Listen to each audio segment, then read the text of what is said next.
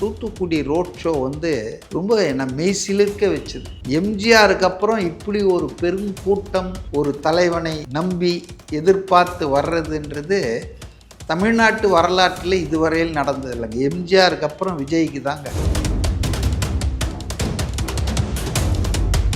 விஜய் வந்து ஏன் வெளியே வந்து பிரச்சாரம் பண்ணக்கூடாது, மக்களை சந்திக்கக்கூடாதுன்னு திமுகவும் பிற கட்சிகளும் விரும்புகிறார்கள் அப்படின்றதுக்கு நேற்று திருநெல்வேலி தூத்துக்குடியில் நடந்த அவருடைய பரப்புரை ரோட் ஷோ எல்லாம் வந்து காரணம். நேற்றைய நிகழ்வு இன்னைக்கு இந்து பேப்பரில் பார்த்தேன். சாதாரணமாக ஆங்கில இந்துவில் வந்து அந்த அளவுக்குலாம் எந்த கட்சி மீட்டிங்கையும் பெருசாக போட மாட்டாங்க.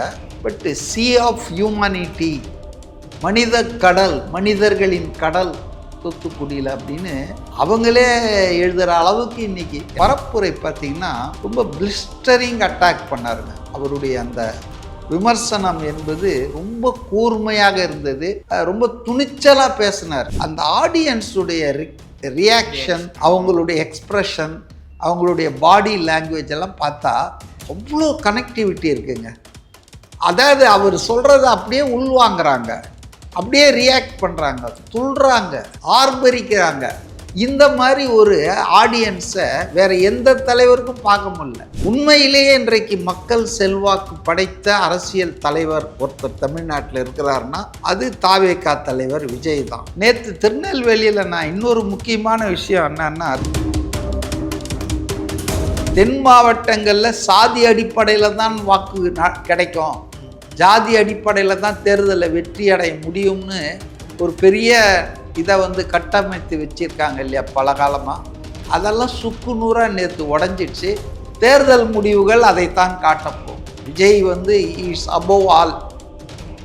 வணக்கம் சார். வணக்கம். நெல்லையில் திரு விஜய் அவர்கள் நேற்று பிரச்சாரம் மேற்கொண்டார். நெல்லையே சம்பிச்சிச்சு அப்படின்னு தான் சொன்னோம். அவ்வளோ வரலாறு காணாத கூட்டம். தூத்துக்குடியிலும் வந்து அந்த அளவுக்கு கூட்டம். திரு விஜய் அவர்களே அதை எக்ஸ்பெக்ட் பண்ணியிருப்பாரு அப்படின்னு தெரியல. முதல்ல அந்த கூட்டத்தை பற்றி, அந்த அன்பை பற்றி சொல்லுங்கள். அதாவது விஜய் வந்து ஏன் வெளியே வந்து பிரச்சாரம் பண்ணக்கூடாது, மக்களை சந்திக்கக்கூடாதுன்னு திமுகவும் பிற கட்சிகளும் விரும்புகிறார்கள் அப்படின்றதுக்கு நேற்று திருநெல்வேலி தூத்துக்குடியில் நடந்த அவருடைய பரப்புரை ரோட் ஷோ எல்லாம் வந்து காரணம் தான் நான் நினைக்கிறேன். ஏன்னா அவங்களுக்கு தெரியுது மக்கள் ஆதரவு என்பது உண்மையில் விஜய்க்கு இருக்குது. அதனால் அவரை வந்து கூடுமான அளவுக்கு தடைகள் ஏற்படுத்தி முட்டுக்கட்டைகளை போட்டு 51 நிபந்தனை 81 நிபந்தனைன்னு இல்லாத நிபந்தனையெல்லாம் போட்டு அவருடைய பிரச்சாரம் என்பது வெகு மக்களிடம் போய் சேராமல் தடுத்துட்டா வெற்றி அடையலான்னு அவங்க நினைக்கிறாங்க. பாவம், சீப்பை ஒழிச்சு வச்சுட்டா கல்யாணத்தை நிறுத்த முடியாதுன்ற உண்மை அவங்களுக்கு தெரியல. அதனால் நேற்றைய நிகழ்வு இன்றைக்கி இந்து பேப்பரில் பார்த்தேன். சாதாரணமாக ஆங்கில இந்துவில் வந்து அந்த அளவுக்குலாம் எந்த கட்சி மீட்டிங்கையும் பெருசாக போட மாட்டாங்க. பட் சி ஆஃப் ஹியூமனிட்டி, மனித கடல், மனிதர்களின் கடல் தூத்துக்குடியில் அப்படின்னு அவங்களே எழுதுகிற அளவுக்கு இன்றைக்கி. ஏன்னா இந்து பத்திரிகை ஒன்றும் நடுநிலையான பத்திரிகை இல்லை, அது திமுகவுக்கு சார்பான பத்திரிகை. நிச்சயமாக விஜய்க்கு வந்து ஆதரித்து எழுதக்கூடிய பத்திரிகை இல்லை, ஆங்கில பத்திரிகை. அதுலேயே வந்து அவங்க வந்து வேறு வழி இல்லாமல் உண்மையை ஒத்துக்கொள்ள வேண்டிய அவசியம் வந்திருக்குது. மனித கடல் நானும் பார்த்தேன், காணொலியில் டிவிலையும் கொஞ்சம் பார்த்தேன். தூத்துக்குடி ரோட் ஷோ வந்து ரொம்ப என்ன மெய்சிலிர்க்க வச்சுது. நினைவாக யாரும் தப்பாக நினைக்கலன்னா, எம்ஜிஆருக்கு அப்புறம் இப்படி ஒரு பெரும் கூட்டம் ஒரு தலைவனை நம்பி எதிர்பார்த்து வர்றதுன்றது தமிழ்நாட்டு வரலாற்றில் இதுவரையில் நடந்தது இல்லைங்க. எம்ஜிஆருக்கு அப்புறம் விஜய்க்கு தாங்க இந்த அளவுக்கு வரவேற்பும் மக்கள் ஆதரவும் வெளிப்படையாக தெரியுதுங்க. வெளியே வா வெளியே வான்னார் சேகர் பாபு, இப்போ வெளியே வந்துட்டார், உள்ளே போன்றாங்க. ஸோ நான் என்ன 2-3 பார்க்குறேன்னா, அவர் திருநெல்வேலியில் பண்ண பரப்புரை அப்புறம் ரோட் ஷோக்கு வரும். பரப்புரை பார்த்திங்கன்னா ரொம்ப பிளிஸ்டரிங் அட்டாக் பண்ணாருங்க. அவருடைய அந்த விமர்சனம் என்பது ரொம்ப கூர்மையாக இருந்தது. ரொம்ப துணிச்சலாக பேசினார். அதாவது காங்கிரஸ் கட்சி எங்களோட தான் இருக்குது, ஒரிஜினல் காங்கிரஸ் எங்ககிட்ட தான் இருக்குது, தமிழ்நாடு காங்கிரஸ் வந்து விலைக்கு வாங்கிட்டார் ஸ்டாலின், அப்படின்னு நான் சொன்னதாக இருக்கட்டும். அதே போல் வந்து நான் சொல்கிறேன், ஒரு பைசா கையை வைக்க மாட்டேன் மக்கள் பணத்தில். அதே போல் யாரும் ஊழல் பண்ண அனுமதிக்க மாட்டேன். அது மாதிரி ஆண்ட கட்சியும் ஆள்ற கட்சியும் சொல்ல தயாராக துணிச்சல் இருக்குதான்னு ஒரு சேலஞ்சை த்ரோ பண்ணார் பாருங்க.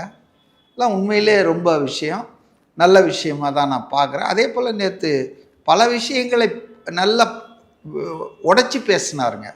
ஜனநாயகனுக்கு என்ன பிரச்சனை, பர்சனல் லைஃப் எந்த அளவுக்கு அவங்க வந்து தனக்கு எதிராக பயன்படுத்துகிறாங்க தேர்தலுக்கு 30 நாள் இருக்கும்போது.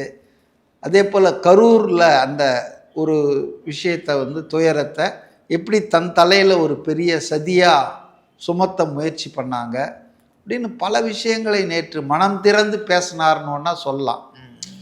என்னுடைய அப்சர்வேஷன் என்னென்னா, மற்ற கூட்டங்கள், அது முதல்வர் கூட்டங்கள், துணை முதல்வர், எடப்பாடி எதிர்கட்சி தலைவர், சீமான், வேறு மற்ற தலைவர்கள்லாம் பேசுகிற கூட்டங்களில் பார்த்திங்கன்னா, there is no connectivity between the audience and the speaker.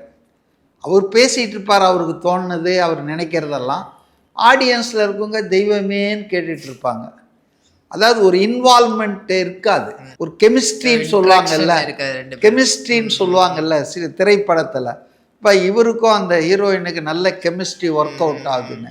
அது மாதிரி நேற்று நான் விஜய் கூட்டத்தில் பார்க்குறேங்க. அந்த கூட்டத்தில் அவரே சொல்கிறார், இது ஒரு எலெக்ஷனில் எனக்கு ஒரு இமோஷன்றாரு.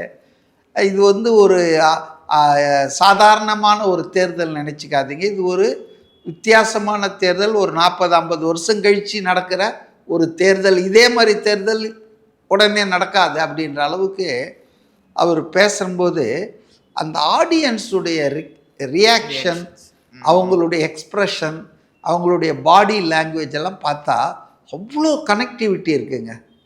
அதாவது அவர் சொல்கிறத அப்படியே உள்வாங்கிறாங்க, அப்படியே ரியாக்ட் பண்ணுறாங்க, துள்ளுறாங்க, ஆர்ப்பரிக்கிறாங்க. இந்த மாதிரி ஒரு ஆடியன்ஸை வேறு எந்த தலைவருக்கும் பார்க்க முடியல. அது கடமையே தெய்வமேன்னு வந்து உட்காந்துட்டு வாங்கின கூலியை வாங்கிட்டு அவன் இடத்த காலி பண்ணுறான். அப்போது உண்மையிலேயே இன்றைக்கு மக்கள் செல்வாக்கு படைத்த அரசியல் தலைவர் ஒருத்தர் தமிழ்நாட்டில் இருக்கிறாருன்னா அது தாவேகா தலைவர் விஜய் தான். இது நம்மளை விட ஆளுங்கட்சிக்காரங்களுக்கெல்லாம் மற்ற கட்சிக்காரங்களுக்கு தெரியறதால்தான் அவரை வந்து எந்த வகையிலெல்லாம் தடுக்கலாம், அவருக்கு என்னெல்லாம் இடைஞ்சல் கொடுக்கலாம், அவர் மக்கள்கிட்ட வந்து இப்படி கனெக்ட். இப்போ நேற்று 2 டிஸ்ட்ரிக்ட் அவர் கவர் பண்ணார். இப்போ இன்றைக்கி கடலூர் பண்ணுறதா சொன்னாங்க. ஆனால் பிகாஸ் ஆஃப் பாண்டிச்சேரி எலெக்ஷன் அது வழியாக அவர் போனோம். 2வது அது எதுவும் பிரச்சனையாக ஆகிடக்கூடாதுன்றதால இன்றைக்கி கேன்சல் பண்ணிட்டாங்க. திருப்பி போவார் ஒரு நாளைக்கு. இப்படி ஒரு 10-15 டிஸ்ட்ரிக்ட் அவர் கவர் பண்ணார்னு வச்சிங்களேன். திமுகவோ மற்ற கட்சிகளோ என்ன ஆவாங்க கொஞ்சம் யோசிச்சு பாருங்கள். எல்லாரும் என்ன பேச ஆரம்பிச்சிருக்காங்கன்னா, ஏன் அவருக்கு ஒரு வாய்ப்பு தான் கொடுப்போமே, ஒரு வாய்ப்பு கொடுத்தா என்ன குடியை முழுகிடுமா, இவங்க தான் 30 வருஷம் ஆட்சி பண்ணிட்டாங்க, என்ன கிழிச்சிட்டாங்கன்றாங்க. எப்போ பார்த்தாலும் டெல்லிக்கும் நமக்கும் சண்டைன்றாங்க. அதனால் வந்து இவங்களை பொறுத்தவரையில் மாற்றம் பண்ணிடலாம், புதுசாக ஒருத்தர் வந்திருக்காரு, அவருக்கு வாய்ப்பு கொடுக்கலான்ற அளவுக்கு மக்கள் ரெடி ஆகிட்டாங்கன்னு தான் என்னுடைய ரீடிங். ஸோ அதனால் ஆட்சி மாற்றம் இஸ் பாசிபிள் அண்டு அது வந்து நடப்பது உறுதியாகத்தான் நான் நினைக்கிறேன். நீங்கள் சொல்லும் போது நம்ம இன்னைக்கு புதுச்சேரி எலெக்ஷன் நம்ம பேசிட்டு இருக்க டைமில் நடந்துட்டு இருக்கு சார். இப்போ வரைக்குமே கிட்டத்தட்ட 50% தாண்டி ரெக்கார்ட் போலிங் நடக்குது. இதுதான் ஆமாம்மா, இதுதான் தமிழ்நாட்டிலே நடக்க போகுது. நான் ஆரம்பத்திலேருந்து சொல்கிறேன், இந்த ஒரு 25-30% ஓட்டு போடவே வர்றதில்லை. Vexed with both the parties, DMK and ADMK. இப்போ அந்த 30%ல் குறைஞ்சது 25% இயற்கையாகவே வராத ஆளுங்களாக இருக்கலாம், நோய்வாய், அவுட் ஆஃப் ஸ்டேஷன்.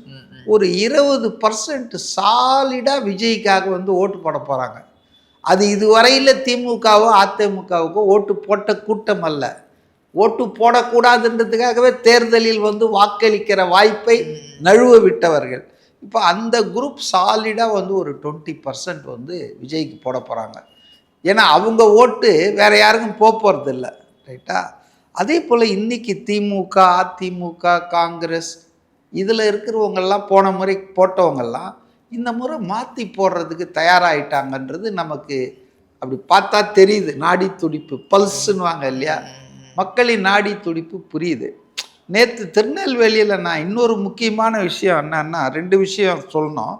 முக்கியமான ஒரு விஷயம் என்னென்னா, காங்கிரஸை பற்றி அவர் சொன்னார். அவர் வந்து காங்கிரஸுக்கு தான் எதிரி இல்லை, ஆனால் தமிழ்நாட்டில் சில கட்சி காங்கிரஸ் தலைவர்கள் சுயநலத்துக்காக அவங்க கொஞ்சம் பைசா வாங்கிட்டு ஸ்டாலின் கிட்ட போய் உட்காந்துட்ருக்காங்க. ஆனால் ஒரிஜினல் காங்கிரஸ்காரன் நிர்வாகி தலைவர்கள் நம்ம கூட தான் இருக்காங்க. ஸோ காங்கிரஸ் ஓட்டு என்பது நமக்கு தான் வரப்போகுதுன்றத அழுத்தம் திருத்தமாக சொன்னார். உடனடியாக அதுக்கு மறுப்பு தமிழ்நாடு காங்கிரஸ் கமிட்டிலேருந்து போட்டாங்க, இதெல்லாம் சரியில்லை, அபத்தம்னு. இதுக்கு முன்னாலேயே சொன்னாங்க, பணம் கொடுத்து தான் இவங்க அந்த அலையன்ஸை வந்து முடிச்சிருக்காங்க அப்படின்றது அரசல் புரசலாக வந்த விஷயங்கள் தான். அதை விஜய் வந்து பொது வெளியில் போட்டு உடைச்சிட்டார், அவ்வளோதான்.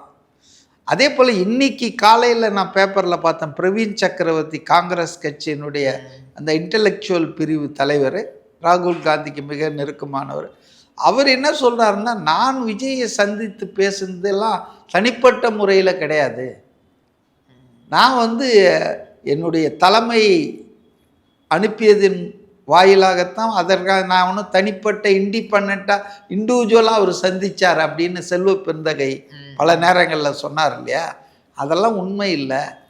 எனக்கு வந்து கட்சி தலைமை கட்டளையிட்டு தான் நான் போய் பார்த்தேன். என் கூட இன்னொரு ஆல் இண்டியா காங்கிரஸ் கமிட்டி நிர்வாகியே இருந்தார். நாங்கள் பேசணும். என்ன பேசுனீங்க, அலையன்ஸ் பேசுனீங்களா, அதை நான் சொல்ல விரும்பலை. ஆனால் நாங்கள் தமிழ்நாடு அரசியலை பற்றி பேசணும், பொதுவான அரசியலை பற்றி தான் பேசணும், வேறு எதுவும் பேசலை நாங்கள் அப்படின்னு சொன்னார்.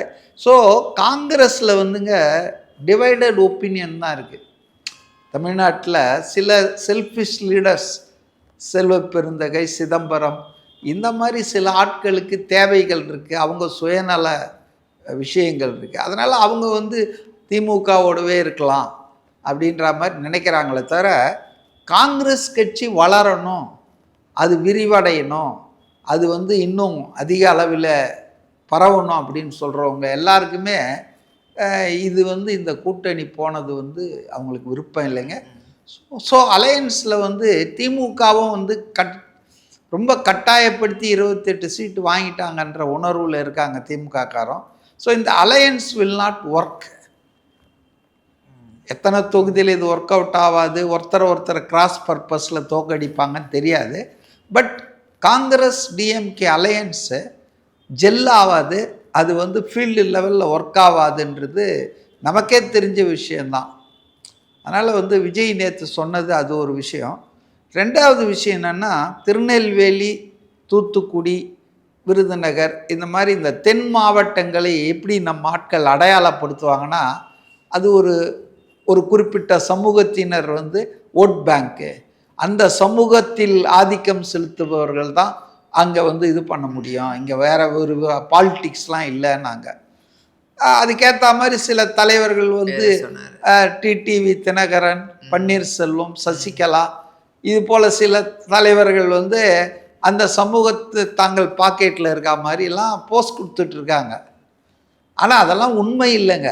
அந்த தென்பகுதி மக்கள், தென் மாவட்டங்கள்லாம் எந்த அளவுக்கு நேற்று விஜயை வரவேற்றார்கள் என்பதன் மூலம் இந்த விஷயத்தெல்லாம் உடைச்சி சுக்குநூறாக்கிட்டாங்க. இந்த ஜாதி அடையாளம், மத அடையாளம், இதெல்லாம் தாண்டி விஜய் என்ற ஒரு தலைவர் மேலே அவங்க காட்டின அந்த அபரிமிதமான நம்பிக்கை என்பது, இந்த பழைய மாதிரி இந்த செக்மெண்ட்டாக ஆக்கி இந்த ஜாதிக்கு இவனை கான்ட்ராக்ட் விடுறது, இந்த வேலையெல்லாம் அதிமுக பண்ணிகிட்டு இருந்தாங்கல்ல, அது நடக்காது.